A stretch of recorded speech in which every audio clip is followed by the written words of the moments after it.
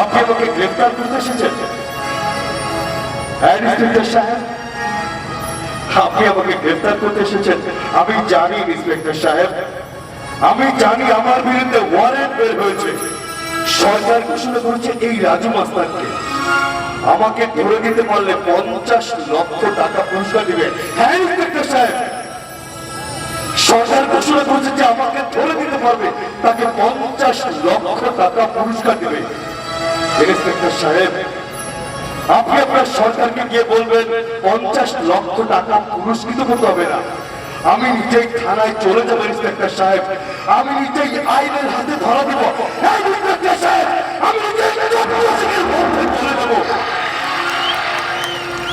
আমি নিজেই চৌকশিকের মধ্যে চলে যাবো। ইন্সপেক্টর সাহেব, আপনার সরকার কি পারবে? আপনার সরকার কি পারবে আমার মা আর আমার বাবাকে ফিরিয়ে দিতে? ইন্সপেক্টর, পারবে না, কারণ তাদেরকে অনেক আগে মেরে ফেলেছে। ইন্সপেক্টর সাহেব, একটা কথা কি জানেন, আমি যখন কলেজের হোস্টেল থেকে বাসায় আসতাম, আমার মা, আমার গর্ভধারিণী মা আমার জন্য রাস্তায় দাঁড়িয়ে অপেক্ষা করতো, রাস্তার দিকে তাকিয়ে থাকতো আর বলতো আজ আমার বাবা আসবে, আর বলতো আজ আমার সোনা আসবে।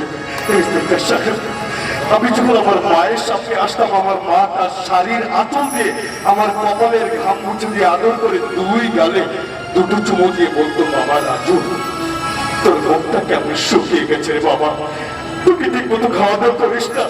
ইন্সপেক্টর সাহেব, আমার মায়ের মতো আদর করে এই কথাটা আমাকে আর কেউ বলে না। ইন্সপেক্টর সাহেব, আমার মায়ের মতো আদর করে এই কথাটা আমাকে আর কেউ বলে না। ইন্সপেক্টর সাহেব, আর কেউ বলে না।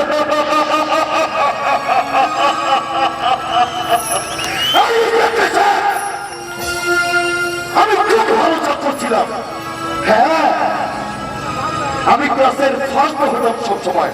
আমার বাবা আমাকে বলতো, রাজু, আমি তোকে হয় ডাক্তার বানাবো আর না হয় তোকে আমি ইঞ্জিনিয়ার বানাবো। আমার বাবা আমাকে গর্ব করে বলতো, সেই কলেজের এক ছাত্রী ধর্ষিত হয়েছিল। হ্যাঁ ইন্সপেক্টর সাহেব, সেই কলেজের এক ছাত্রীকে সন্ত্রাসীরা ধর্ষণ করেছিল, আমি তার প্রতিবাদ করেছিলাম। আমি তার প্রতিবাদ করেছি বলেই সন্ত্রাসীরা আমার মা, আমার বাবাকে খুন করে ফেলেছে।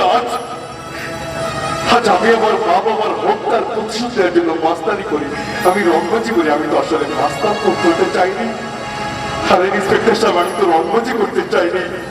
আমি চেয়েছিলাম সুন্দরভাবে বাঁচতে, মানুষের মতো বাঁচতে চেয়েছিলাম, কিন্তু সন্ত্রাসীরা, ওরা আমার মা, আমার বাবাকে খুন করে আমাকে এই পৃথিবীতে একা করে ফেলেছে। ইন্সপেক্টর সাহেব, এই পৃথিবীতে আমাকে এতিম করে ফেলেছে। ইন্সপেক্টর সাহেব, এই পৃথিবীতে আমি বড় একা হয়ে গেছি।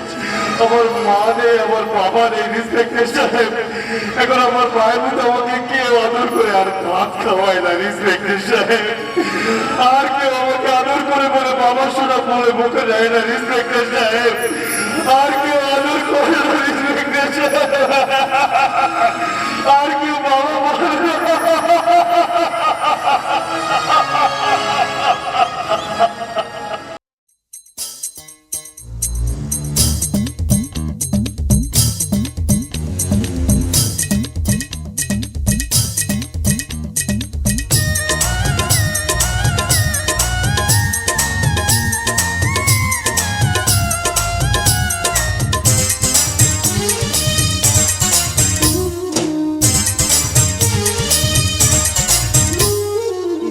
নাহি রে,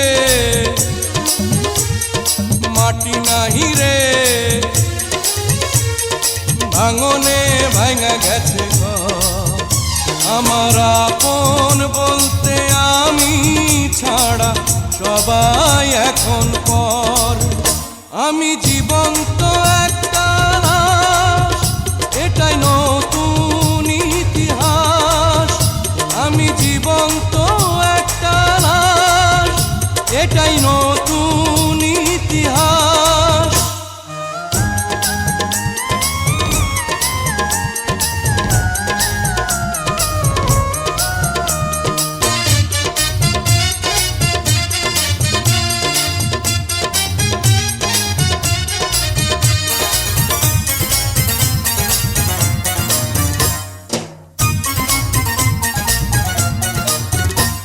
আমার দুঃখ কলিজাতে, হাড় মাংস রক্ত কণায়, আমার মতো জনম দুঃখী ভাবে বুঝি একটা গণায়। আমার দুঃখ কলিজাতে, হাড় মাংস রক্ত কণায়, আমার মতো জনম দুঃখী ভাবে বুঝি একটা গণা। আমার জীবন ক্যালেন্ডারে নাই বছর নাই রে মাস, এটাই নতুন ইতিহাস, এটাই নতুন ইতিহাস। ভিটা নাই রে, মাটি নাই রে, ভাঙনে ভাঙা গেছে ঘর। আমার আপন বলতে আমি ছাড়া সবাই এখন পর। আমি জীবন্ত একটা লাশ, এটাই নতুন ইতিহাস। আমি জীবন্ত একটা লাশ, এটাই নতুন ইতিহাস।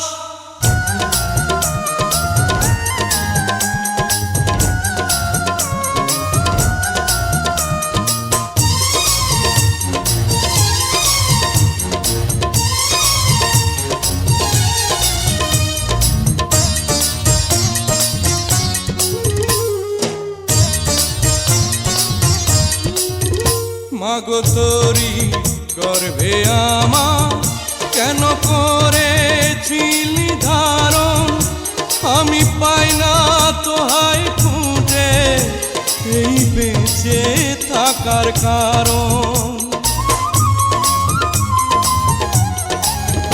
মাগো তোরি গর্ভে আমার কেন করেছিলি ধারণ, আমি পাই না তোহাই খুঁজে এই বেঁচে থাকার কারণ। আমি সকল পরীক্ষাতে এই করলাম করে পাস, এটাই নতুন ইতিহাস, এটাই নতুন ইতিহাস।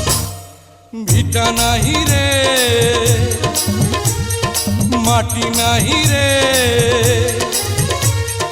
ভাঙনে ভাঙা গেছে ঘর। আমার আপন বলতে আমি ছাড়া সবাই এখন পর। আমি জীবন্ত একটা লাশ, এটাই নতুন ইতিহাস। আমি জীবন্ত